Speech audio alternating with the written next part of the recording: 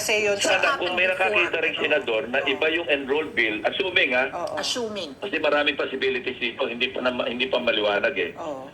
Yung bang mga blanco, sino nag-fill in the blanks? Correct. Kung yung Ang mga demonyo. blanco sa BICAM report, doon sa Senate version, fill in at the hearing, blanks. I assume, na BICAM report ng House, napila pa nito, noong pinrint yung enrolled bill, dapat bagsakan ng sisi rito, yung House. Kasi ang nagtiprint ng enrolled bill, House hindi naman Senate eh. Ang kamara. Kasi kaya nga nangyari yun, iniba nila yung enrolled bill doon sa ratified na BICAM report. So kung gano'n na nangyari, ang bunto ng sisi dapat nasa House of Representatives. Well, may part din ng Senate kasi bakit hindi nyo pinoint out. Teka muna, may mga Nasa blanco ito. Congress ang O sisi kaya, pala. yung BICAM report na na-ratify natin, na iba sa enrolled bill.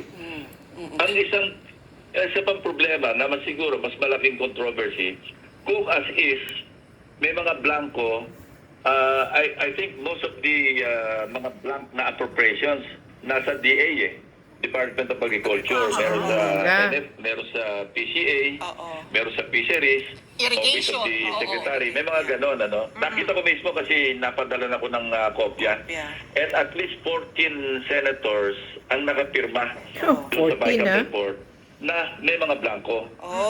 So, doon pa lang sa ginawa ng Senate, medyo may problema na kasi blanco. Kung ang balikan ko yung kung ang pag-fill up ng mga blanco ay nangyari sa pag-enroll ng doon sa enrolled bill, ang kasalanan nasa House.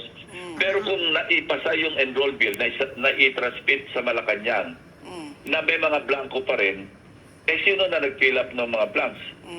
Di malamang yung DBM. Or kung sino man yung mga ahensya pa na bago isumiti sa Pangulo para pirmahan yung mismong GAA, napilapan, pero ng executive branch. Mas anomalous yun kasi ang executive branch hindi pwede mag-amyenda.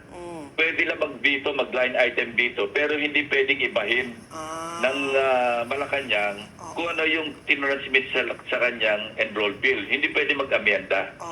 So yun ang dapat tingnan natin. Madali lang namang makita yan para mag-pinpoint natin yung responsibility. I-compare natin yung ratified BICAM report doon sa enrolled bill. And it's